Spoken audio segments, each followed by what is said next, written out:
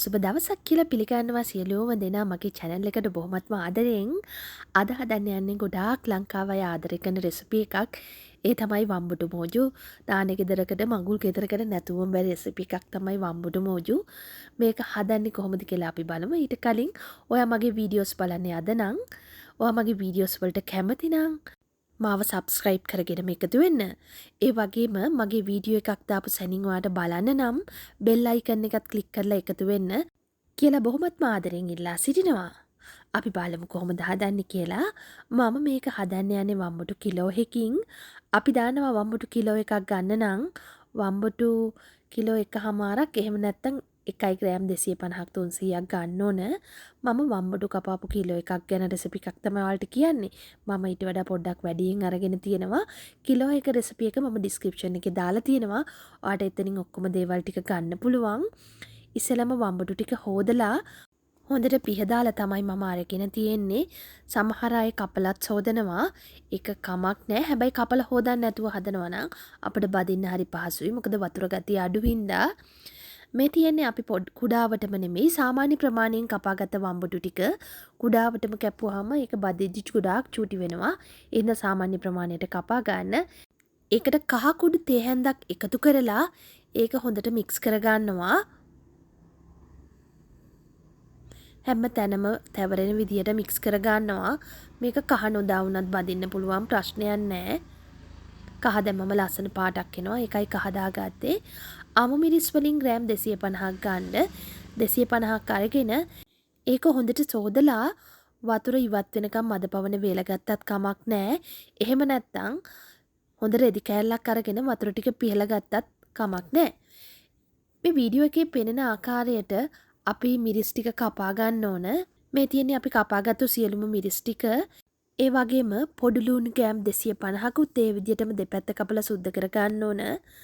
තෙල් ටිකක් දාලා ලොකු භාජනයකට මේක බදින්න පුළුවන් ප්‍රමාණයේ ටික ටික දාලා වම්බුටු ටික බැද ගන්නවා. ගොඩාක් බදින්නේ නැහැ. මෙන්න මේ ප්‍රමාණයට බැද්දාම අපිට ප්‍රමාණවත් ඒ විදියටම ලුණු ටිකත් බැද ගන්නවා.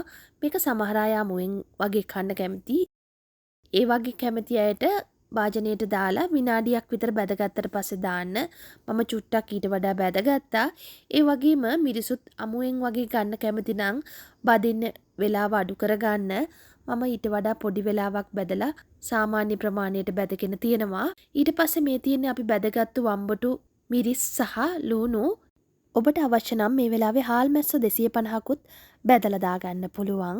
ඒක ගොඩක් රසට තියෙනවා. ඊට අමතරව කරපිංචයිති 2-3ක් රම්පේ කැබැල්ලක් තේ හැඳි 3 ගානේ මිරිස් කුඩු සහ කෑලි මිරිස් කුරුඳු කැබැල්ලක් ලුණු තේ හැඳි 2ක් සීනි මේස හැඳි 4ක් තක්කාලි සෝස් මේස් හැඳි 4ක් ඉඟුරු සුදු ලුණු පේස්ට් එකකින් මේස් හැඳි 2ක් අබරාගත්තු අබ නැත්නම් අබ පේස්ට් එකකින් මේස හැන්දක් විනාගිරි මේස හැඳි 8ක් අපට අවශ්‍ය වෙනවා. තෙල් ටිකක් වාචනයකට දාලා අපි එකට කරපිංච සහ රම්පේ දාලා හොඳට බැද ගන්නවා. බැදගෙන ලොකු ලුණු ගෙඩියක් උඩාවටම කපලා ඒකට එකතු කර ගන්නවා. කුරුඳු පොතු දෙකත් එකතු කර ගන්නවා. ඊට අමතරව ඉඟුරු සුදු ලුණු පේස්ට් එක එකතු කරගෙන හොඳට බැද ගන්නවා.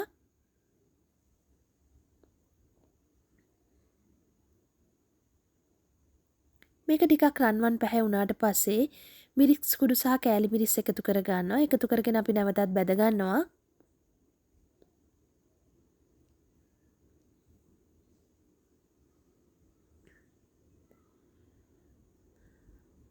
කහ කුඩු තේ හැඳි භාගයක් එකතු කරනවා. අබ පේස්ට් එකත් මේ වෙලාවෙම එකතු කරනවා. ඒ වගේම විනාගිරි මේස හැඳි 8ත් එකතු කරලා මේක පේස්ට් එකක් ආකාරයට එනතෙක් හොඳට කවලම් කර ගන්නවා. ඊට පස්සේ සීනි සහ විනාගිරි ටික අපි එකතු කර ගන්නවා. සෝසුත් එකතු කරනවා. එකතු කරාම අපිට එනවා බොහොම ලස්සන පාට වම්බටුමෝජු හදන සෝස් එක.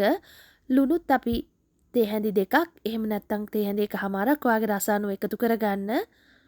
මේ තියෙන්නේ අපි හදාගත්තු වම්බටුමෝජු හදන පේස්ට් එක. මේක හරිම පෙනුමට ලස්සනට තියෙනවා.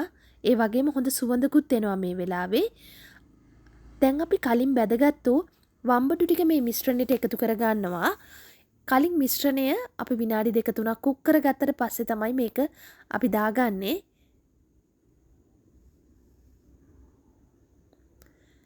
ඊට පස්සේ අපි බැදගත්තු අමු මිරිස් සහ ලුණුත් එකතු කරගන්නවා. එකතු කරගෙන මේ සියල්ලම පේස්ට් එක තැවරෙන විදියට හොඳටම කවලම් කරගන්නවා. පේස්ට් එක මේවයි තැවරුණාම තමයි අපිට රස එන්නේ.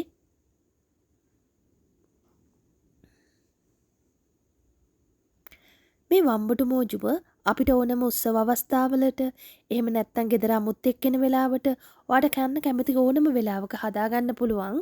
බොහොම රසවත් ලංකාවේ අය ගොඩාක් කැමති කෑමක් තමයි වම්බටු මෝජු. ඔයත් හදලා try කරලා බලන්න. try කළ රස කොහොමද කියලා මාවත් දැනුවත් කරන්න. තවත් මෙවැනි රසවත් රෙසිපි එකකින් හමු වෙන්නම්. සියලු දෙනාටම සුබම සුබ දවසක්.